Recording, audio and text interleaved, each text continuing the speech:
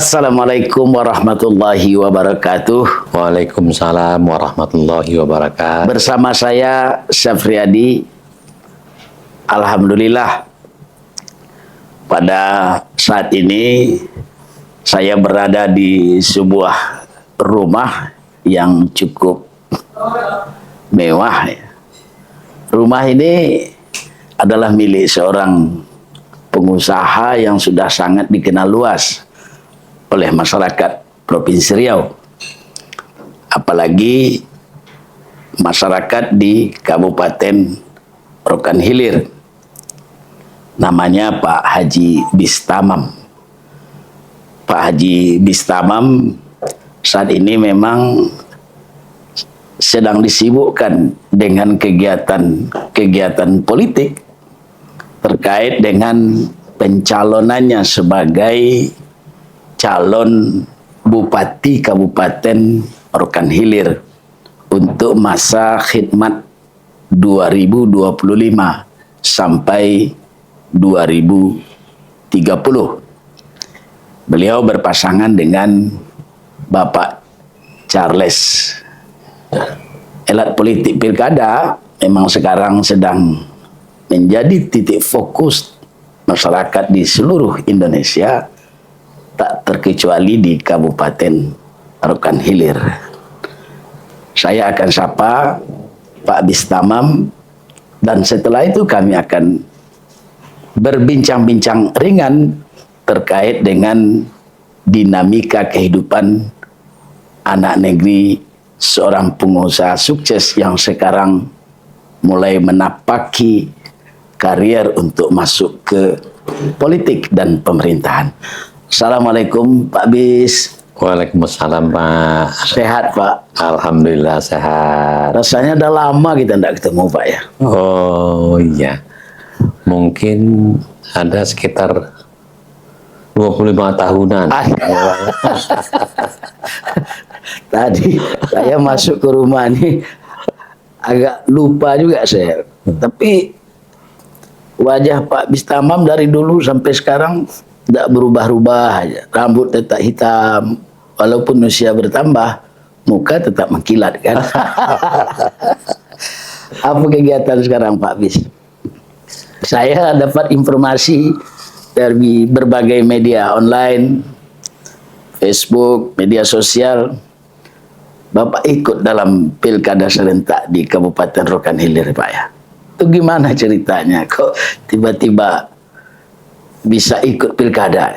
Baik Pak, saya sebetulnya sudah 3 periode dimintakan oleh sebahagian masyarakatnya ikut calon Bupati Rokan Hilir. Ya. Jadi 2 periode saya memberi jawaban belum siap. Belum siap ya. Ini ketiga Pak. Ketiga ini kebetulan saya didatangi oleh beberapa tokoh masyarakat dan termasuk pejabat masyarakat. Yang saya maksudkan dengan pejabat masyarakat ini adalah gubernur pada masanya. Gubernur. Ada yang masih aktif. Iya.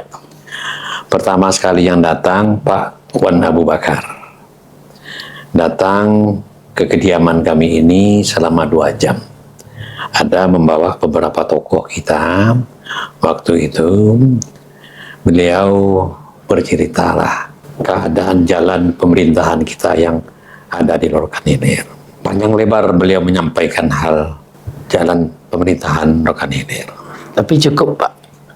Ini saya hanya sekedar ingin tahu dari awal ya.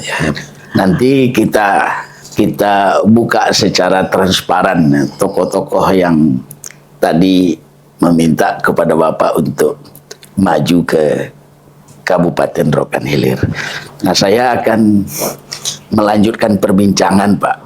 Urusan politik kita cukupkan sebagai preambul saja, pembuka kata aja. Saya ingin membagi sesi bincang-bincang kita ini ke dalam 4 sesi. Tapi 4 sesi itu kita kelompokkan ke dalam 2 bagian saja. Yang pertama, dinamika kehidupan Bapak. Yang kedua, hijrahnya Bapak ke dunia politik. dan pemerintahan. Nah, tadi Bapak kan sudah mulai sekelumit kenapa masuk ke dunia politik.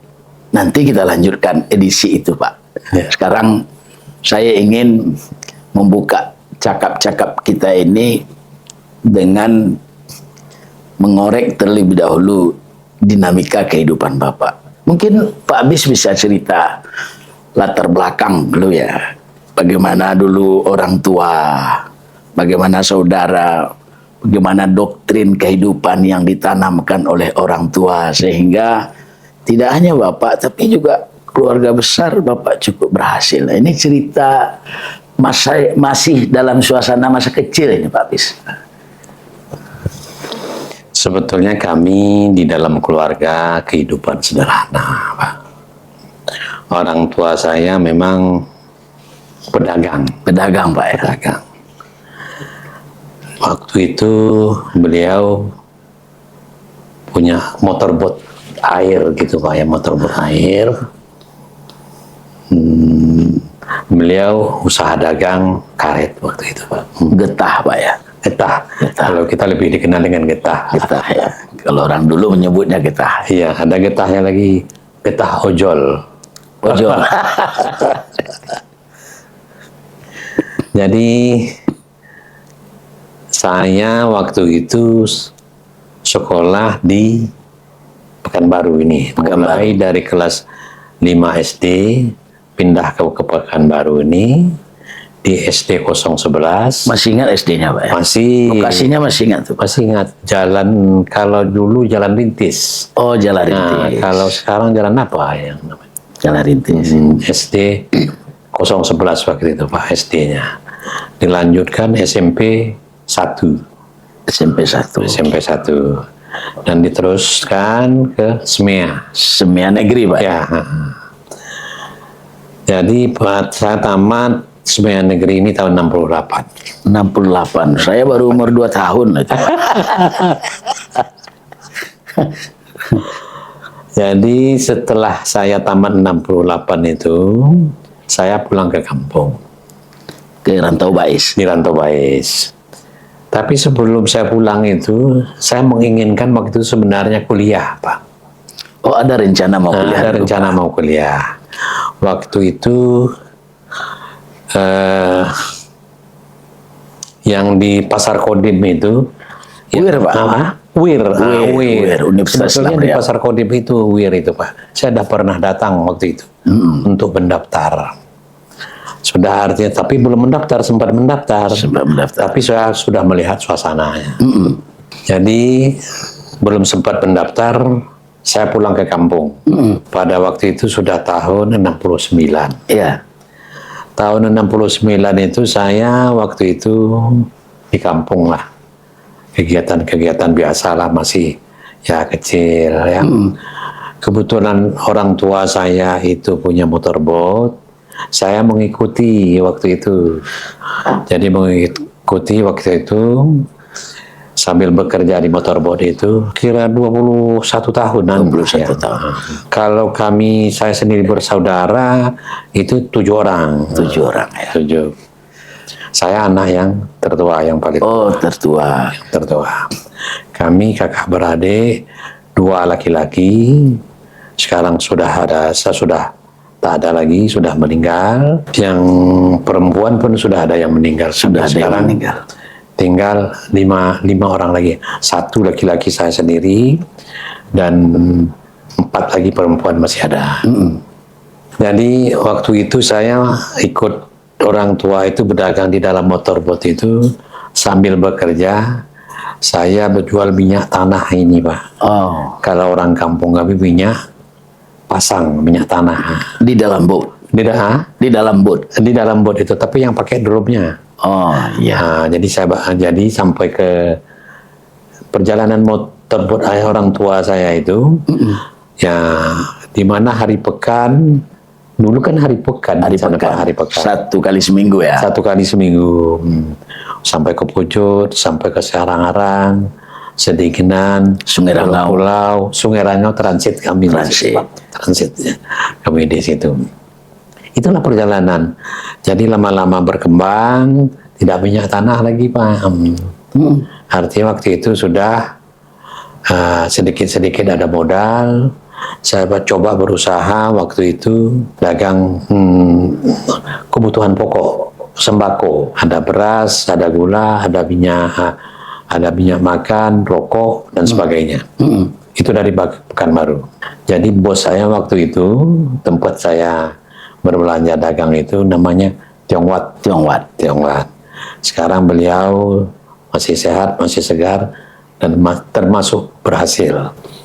Yang keduanya yang sudah meninggal, lupa saya namanya, tapi salah satu anaknya Acok. Nah, jadi itulah yang banyak membantu saya di dalam hubungan dagang ini Pak. Pak, kalau diamati kan Pak Bistamam dari keluarga yang mampu.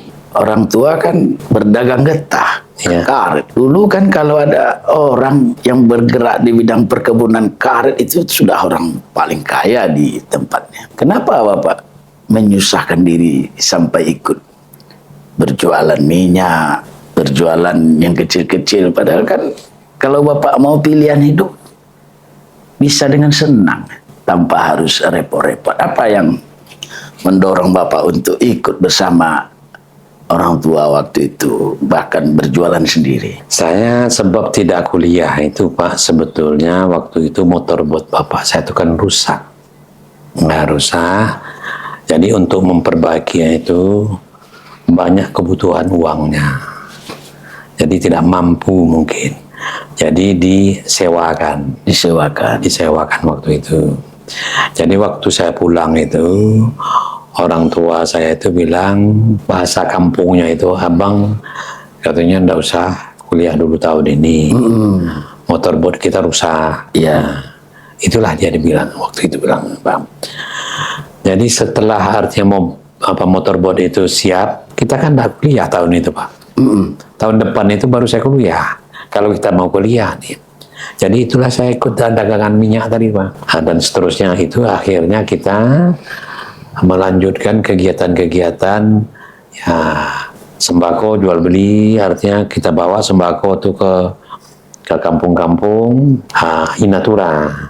Jadi saling tukar Inatura. Jadi saya jual di kedai-kedai, sebahagiannya ada pembayarannya dengan uang, sebahagiannya dengan getah tadi. Nah, itulah.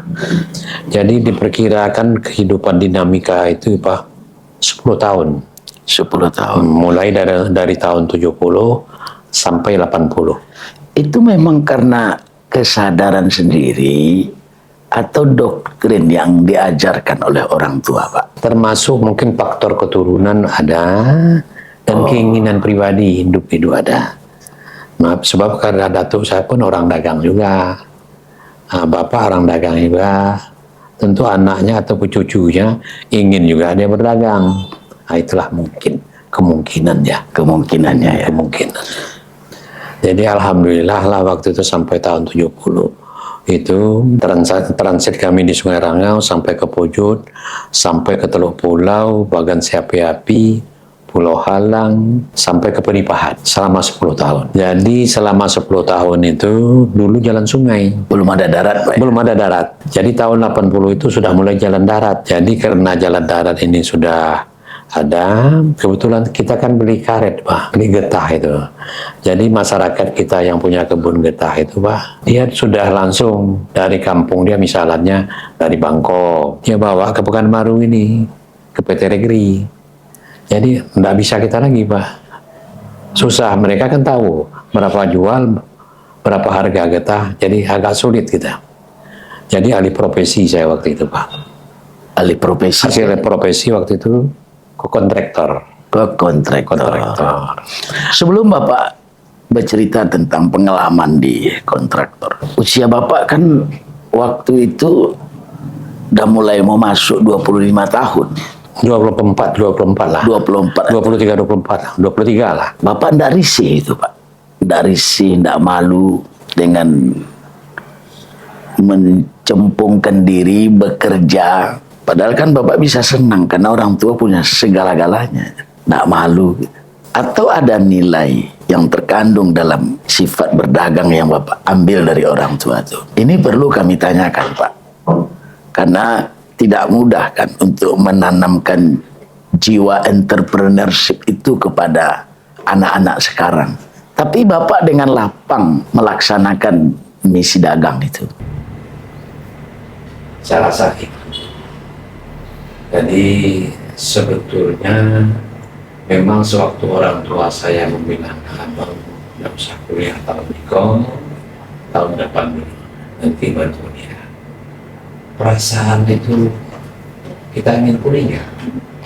Bapak bisa merasakan keinginan kita. Nah, bagaimana Bapak melawan itu? Mungkin tidak melawan, Pak. Tapi bagaimana Bapak menghadapi kondisi yang dilematis itu? Antara satu sisi keinginan hati ingin kuliah, tapi ada di lain sisi permintaan orang tua tidak ingin jangan kuliah. Saya berpikir begini, Pak. Ini mungkin kehendak Tuhan, garis kehidupan. Mungkin Tuhan telah menentukan itu. Saya ingat waktu perasaan saya itu entah sedih, entah apa, saya tidak bisa bilang. Saya tidak bisa membilangkan kesedihan soal itu. Tapi sekarang saya berpikir, kalau saya kuliah dulu, profesor doktor, ada 6 ujung lagi, okay? SH, MH, entah apa lagi, MBA, banyak gelar, Pak. Saya pikir saya lebih bersyukur dalam keadaan sekarang. Kalau saya kuliah misalnya, profesor doktor ujungnya ada 6, tahun 70 kan profesor kan ada pensiun. Ya. Rektor ya ada pensiun. Sekarang saya 75 tahun, belum pensiun saya lagi. Alhamdulillah, ya itulah artinya anak saya 7, yang ke-7-7-nya alhamdulillah mereka sudah sarjana semuanya, sudah berkeluarga semuanya, sudah bekerja. Kami pun di rumah ini tinggal sepasang, suami istri kembali muda.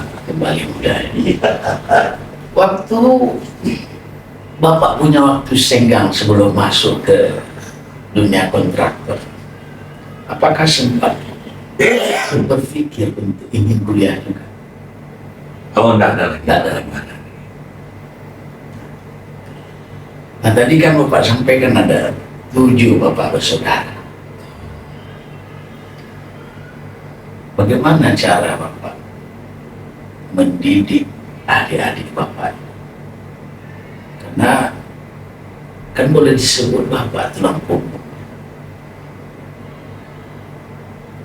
Apa contoh yang Bapak berikan kepada keluarga, terutama adik-adik, supaya mereka mandiri seperti Bapak? Kan Bapak punya garis kehidupan yang menurut saya itu tidak semua anak memiliki karakter seperti itu.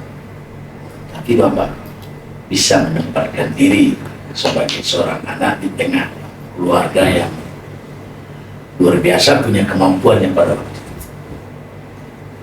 Itulah sebetulnya Pak, saya berpikir di dalam keluarga itu saya yang tertua. Jadi ada anak-anak adik saya ini kan keponakan, Pak. Ya. Mana mereka yang bisa dikuliahkan, mana yang artinya jenjang dia artinya menempatkan diri sebagai SD, SMP, SMA, itu banyak ya kita memberikan nasihat dan pandangan sama mereka dan bantuan. Alhamdulillah mereka sebagian besar mereka banyak mengikuti nasihat-nasihat saya. Jadi di dalam keluarga kami ini boleh dikatakan ya kalau untuk kesederhanaan alhamdulillah lah mereka sudah bisa mandiri semuanya. Mohon maaf Pak, orang tua meninggal tahun berapa Pak? Pada saat Bapak berusia berapa? Saya waktu itu sudah udah umur 60-an ya. Oh, Sudah 60-an. Orang tua saya meninggal umur 88 tahun. Itu yang ayah. Kalau ibu 98 tahun. Nah, kalau nenek 105 tahun. 105. Jadi keluarga-keluarga yang panjang umur. Nah, jadi bagaimana cerita Bapak? Kan saya kira tidak semata memberikan nasihat pada adik-adik, tapi juga membantu mereka secara finansial. Mana yang tidak semua keluarga juga yang berkehidupan cukup. Sebetulnya ini Pak, yang dalam kehidupan ini menurut ya, tapi secara pribadi ya, bisa. Pertama sekali sholat jangan tinggal. Sholat. Kedua sekali orang tua jangan dilawan. Marah nih ya, tunduk, diam, dan patuh terhadap orang. Ketiga, kalau ada rezeki berbagi untuk anak yatim, fakir miskin. Alhamdulillah ketiga-tiga itu saya laksanakan. Waktu sholat saya, Berarti kuncinya itu Pak ya. Pertama sholat jangan tinggal. sholat yang tinggal, Yang kedua jangan melawan kepada orang tua. patuh kepada orang tua, Patuh kepada orang tua. Jangan melawan. Yang ketiga berbagi. berbagi untuk yang memerlukan, fakir miskin dan anak yatim. Saya sampai saat sekarang ya, untuk anak yatim sudah puluhan tahun sampai saat sekarang di kampung saya itu tetap fakir miskin, anak yatim 1,5 ton 1 bulan beras tetap saya bagikan. Belum saya berkeluarga istri. Alhamdulillah mungkin itu Tuhan yang menentukan, yang memberi jalan. Tidak terpikirkan oleh kita, tapi Tuhan yang memberikan jalan. Itu saya pikir. Baik Pak. Mungkin sekarang kita masuk ke dunia kontraktor. Yang tadi sudah sempat Bapak buka pintunya. Bapak mulai hijrah dari kehidupan sungai ke kehidupan kontraktor. Ini apa dasar pertimbangannya? Sebetulnya waktu itu kan kita kan jalan sungai. Ini sudah mulai jalan darat. Darat. Jadi jalan sungai itu tidak memungkinkan lagi. Karena jalan darat ini lebih memungkinkan. Misalnya tempat kita beli karet, ya pakai mobil ya, udah sampai ke pabrik. Kalau jalan sungai kan di sungai itu kan, jadi kita harus progresi. Artinya lebih cepat transportasi darat untuk membawa getah ini. Iya lebih cepat ya. Dari artinya kebun karet itu, mobil kan udah masuk. Jadi dia masuk mobil, bawa ke pabrik. Nah, kalau dulu bawa lagi ke suatu tempat, misalnya ada yang kalau umpamanya arah ke Pujut yang lebih besar, bekatnya di situ di Pujut. Ada lagi kalau di arah di sana Teluk Pulau, itu bukan besarnya Pak. Jadi getah itu dibawa dari situ ke situ, barulah dibawa dengan motor tadi jalan air tadi. Jadi sekarang misalnya dari Bangkok itu dulu pakai sampan dayung, dia kadang-kadang ada apa namanya nih, bot kecil itu ya, Kecil. bot kecil. Ini kalau sudah jalan darat kan mobil-mobil udah sampai ke kampungnya itu Pak. Dari kampungnya langsung ke pabrik. Kita ke STB, Sungai Siak ya. Sungai Siak, Rigri, kalau Sungai Siak di Rigri. Kalau yang ada ke daratnya Nasiti, ada Niansia, itu 3 pabrik kita masalah. Jadi kita kan nggak bisa gitu lagi. Mereka dah langsung ke pabrik. Kita jual di situ juga. Jadi harganya berapa penjualan kita kan dia nggak tahu. Berapa harusnya kita beli di kampung-kampung itu. Kalau Kalau terbuka, kalau di sawit namanya pengumpul. ya pengumpul.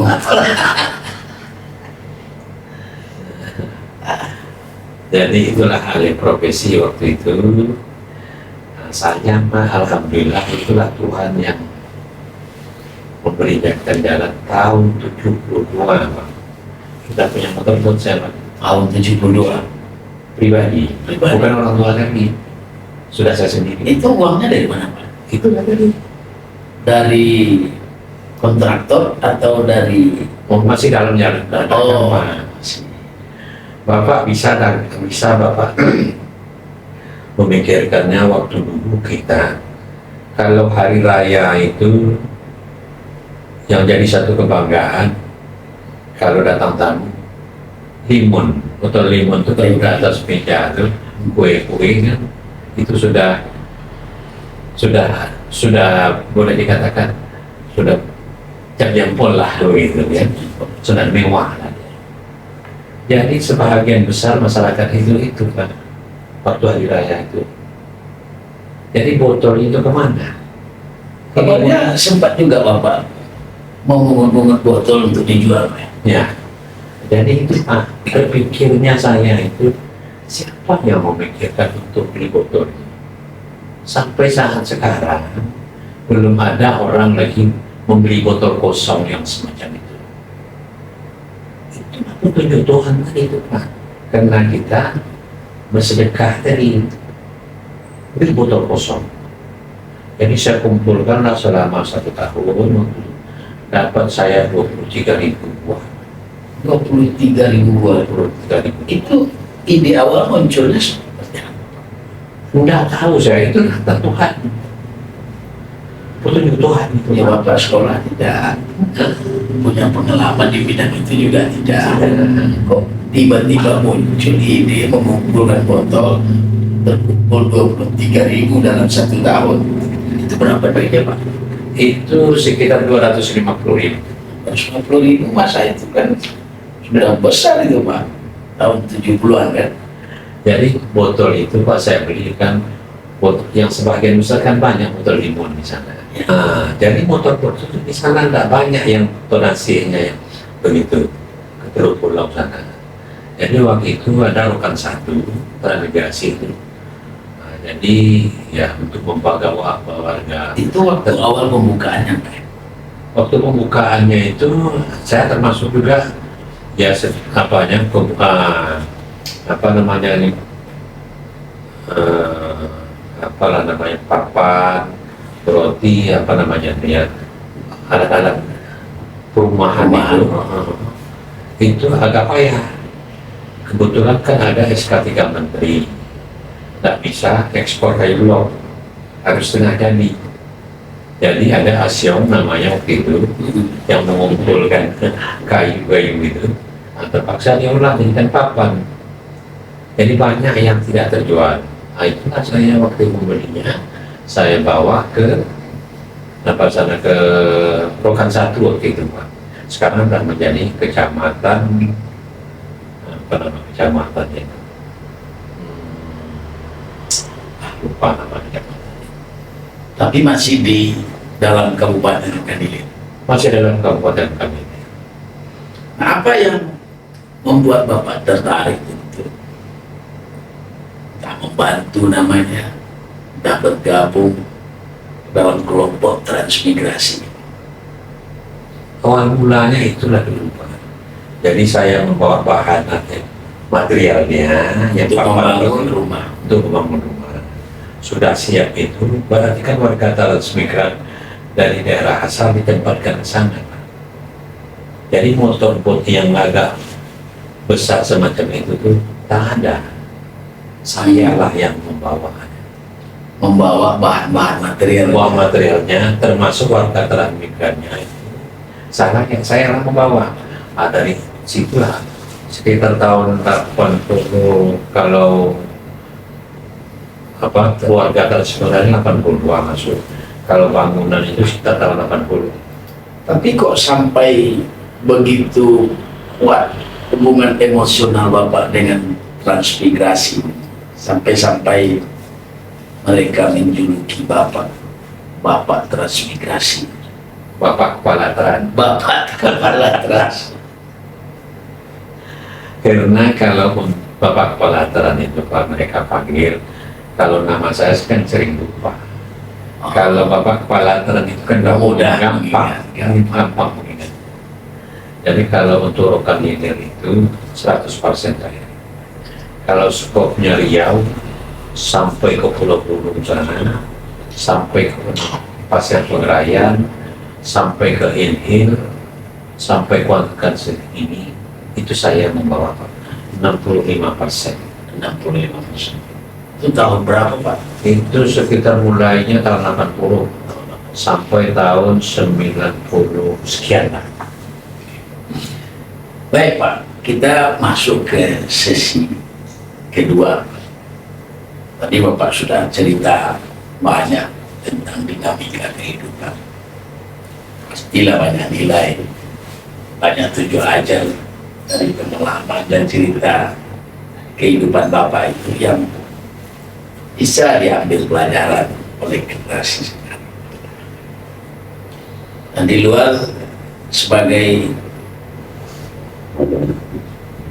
pejuang bisnis, Bapak kan juga seorang pekerja keras dan pekerja sosial. Kami mendapatkan informasi banyak kegiatan-kegiatan sosial, entah di Rantau Bais, entah di Kabupaten Rokanhilir, yang itu tidak luput dari perhatian Bapak. Termasuk juga bangun masjid. Masjid dibangun bukan masjid kecil, tapi masjid yang sangat besar. Mungkin Pak Bistama bisa cerita juga dari mana muncul jiwa sosial religius ini. Karena ini kan agak berbeda stylenya dengan dinamika kehidupan Bapak tadi. Sebetulnya itulah tadi tiga tadi yang saya katakan. Pertama, sholat jangan ditinggalkan, orang tua jangan dilawan, harus patuh. Ketiga, bersedekah. Jadi itu datang, bukan hanya di dalam pemikiran kita datang, dan itu berkelanjutan. Sampai saya, orang tua saya memanggil saya itu anak payung sekaki, bukan nama saya panggil Anak payung sekaki dia, payung sekaki. artinya apa itu? Saya sendiri pun sebetulnya menerjemahkan itu, memang dia pun dari mana dapat bahasanya. Memang di dalam keluarga kami, memang saya lah yang artinya banyak, ya katakanlah membantu, yang sebisa saya bantu, baik untuk keadaan ekonominya, pendidikannya, saya banyak. Jadi itu mungkin petunjuk Tuhan kepada dia, memanggil saya itu payung sekaki. Orang tua saya itu tidak bersekolah, SD. Mohon maaf saya, sepertinya ada yang paling berkesan dalam ingatan dan hati Bapak ketika mengucapkan kata payung sekaki itu, sehingga saya sekali lagi saya mohon maaf ya, agak terenyuh Bapak mengucapkan itu, agak menangis. Ya, Mungkin ada sejarah. ya saya masih ingat orang tua. Saya Ingat orang tua pada saat mengucapkan itu, atau karena kedalaman makna payung sekaki itu? termasuk itu juga kedalaman makna itu.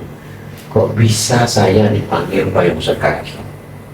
Jadi pertanyaan juga saya sebetulnya. Setahu Bapak apa arti payung sekaki itu? Payung itu kan tempat kalau ada panas ataupun hujan, Tempat berlindung. tempat berlindung. Kan kita kalau payung kan tak kena panas. Ya, Kalau hujan kan tak kena hujan. Jadi artinya bisa memayungi, bisa tempat berteduh. apakah ada pesan orang tua yang dititipkan kepada Bapak waktu itu. Misalnya, jaga adik-adik ini, lanjutkan pendidikannya, hiduplah saling menolong, bantu-membantu. Ada tak pesannya itu di dalam makna payung sekaki? Kalau payung sekaki itu dia tidak punya mana. Cuman dia memesan kepada saya, kalian adik-beradik harus aku. Jangan ada yang berbeda, jangan ada yang pendapat ataupun berkelahi. Jangan tolong-menolong. Kalau yang susah, tolong. Ada yang mampu, tolong. Yang susah, itulah pesannya. Dan saya menyayangi. Itulah pesan. Nah, mungkin karena pesan itu juga, pesan orang tua juga, yang membuat tumbuhnya nilai-nilai sosial dan religiusitas segala di Bapak itu. Sampai sekarang Bapak, tadi Bapak sampaikan tak kurang 1,5 ton beras untuk anak yatim dan masjid. Apa itu juga didikan orang tua, Pak?